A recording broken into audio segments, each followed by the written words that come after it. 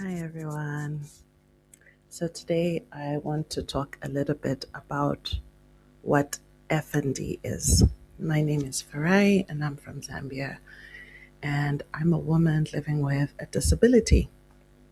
So I was diagnosed with FND a couple of years ago, and I realized that a lot of people don't know much about it, what it is, including in the medical sector, doctors, health practitioners. You find yourself going for a checkup, and the doctor asks you, "So, what's your condition?" And you tell them, and they've never heard of it. So, my own experience with this diagnosis and condition, it has pushed me to share these videos with you just to raise some awareness. Um, Maybe you know somebody who has it and you could better understand a family member, maybe even a doctor. I will start with a disclaimer by saying that I am not a health practitioner. So every comment, opinion I share about FND is my own lived experience based on my symptoms and what it is like to live with it. So please don't diagnose yourself from any of these videos. I'm just sharing what it's like to live with a disability. So, what is FND? FND is a functional neurological disorder. It sounds really long and complicated. I promise you, the condition itself is even worse. So, this functional neurological disorder is it is ideally a neurological condition. It affects the nervous system, but for me, I will say that it sits at the intersection of a neurological and a psychiatric condition because of the nature of the illness. So, what this means is that people diagnosed with FND will exhibit a myriad of symptoms that are both neurological and psychiatric. So, because FND patients they exhibit so many different symptoms from psychiatric to neuro, and I'm now having also gynae related problems ever since I got this condition. I think it's been a very misunderstood condition, and because it's misunderstood, there's also a lot of stigma that the patients face. There have been so many times I've gone to the hospital and doctors don't believe me. They don't believe what I'm complaining or exhibiting is true. I have been told that I'm seeking attention and love to be at the hospital. One doctor even diagnosed me with a psychiatric condition. I don't know the name, Manchusen something. He diagnosed me with that and claimed that I just enjoyed going to the hospital and making up these symptoms. So it's very heartbreaking when the patient is experiencing these very painful symptoms and we go to the hospital to try to find a cure, a treatment. I don't think anybody wants to live with an illness, especially one that's not understood. The longer you're not diagnosed, the longer your, possibility of being treated or cured is. So, understanding this illness both from the medical side and also the social side, just the people around us, is very important. I recently saw that PCOS, polycystic ovarian syndrome, was they changed the name because they realized that using that name was not reflecting the true nature of this illness. And now they've renamed it to PMOS. So I don't want to say the full. I forget what the full title is, but I think it's so important for health practitioners to always be questioning and to be pushing the boundaries of research to better understand these conditions, because in the long run it helps us with the possibility of getting treated, of getting cured, of improving our quality of life. So I do hope that FND also gets the attention it deserves in terms of research and just medical people understanding it.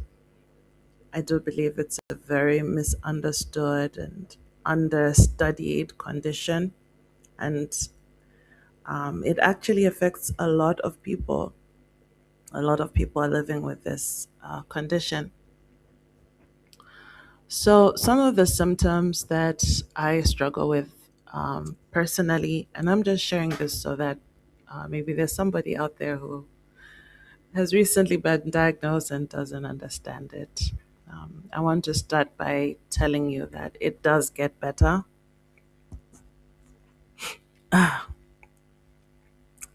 So, that's one of the symptoms. I get these twitches, different parts of my bodies lately because it's getting colder. I'm getting them more. I'm getting them more on my face. I don't know why. I've recently developed a new symptom, tics, and it's just an involuntary repetitive motion where I slap myself. Yes, it's very painful. It's very awkward, and just repeatedly slapping myself. And some of these symptoms can make us very self-conscious in social settings, because people don't understand it and they look at you. And in Africa, in Zambia, where I come from, exhibiting some of these symptoms, you'll be accused of having spiritual issues, demon possession. And yes, this does happen. And it can cause patients to really self isolate to avoid social settings, um, because of the reactions of people when we do exhibit these symptoms. The major symptom I would say I have is migraines, chronic, consistent, persistent migraines. They are horrible. And that was the first symptom that I had, the one that told me that there was something wrong. These migraines can go on for days and days sometimes, and they can send me to the hospital ER. They're horrible. So migraines, vertigo. I was also diagnosed with vertigo before my diagnosis, that I now know is related to FND. So that has always troubled my gait. I have trouble with gait. I have trouble with walking and basic coordination. It's very hard. Because I have trouble with walking, so that's like a functional movement disorder. I also get jerks and twitches in my legs, which make the walking even harder. So I'm forced to use a wheelchair most of the time to get around.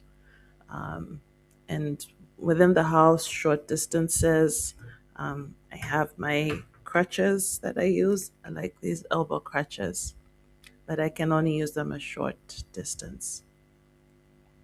So the wheelchair is really helpful, and I know a lot of doctors discourage patients from going onto wheelchairs and using them, but I personally found a lot of freedom after I got my wheelchair.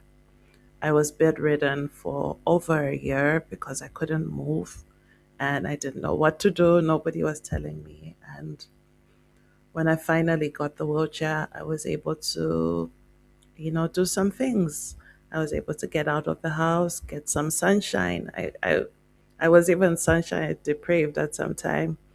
I'm now able to work on a part time basis, and I can go to work and teach my classes. I can go to my son's school, and it's given me personally a lot of freedom in the social sense. And I do believe a lot of people living with disabilities do struggle with isolation that comes with it. Not only because you're anxious around people, but it's just difficult to maneuver and to get around. And we'll get to the issue of accessibility and inclusion in another video. So for today, I think I'm going to end here. I am getting tired. Fatigue switches. All right. So fatigue is a big a big symptom for me as well. I really struggle with that. So just talking is exhausting. My throat is tired. The muscles are starting to spasm there as well. And I need to get some rest and drink some tea. I love tea. Did I mention I love tea? So we'll talk more about accessibility generally, especially in third world countries. And I will share more about what FND is and all the things that come with it, but it's not all bad. So for now, I remind you to lead with kindness. If you meet a disabled person, a lot of people say don't offer to help. I believe everybody should offer to help, whether you're disabled or not. So lead with kindness and bye bye for now.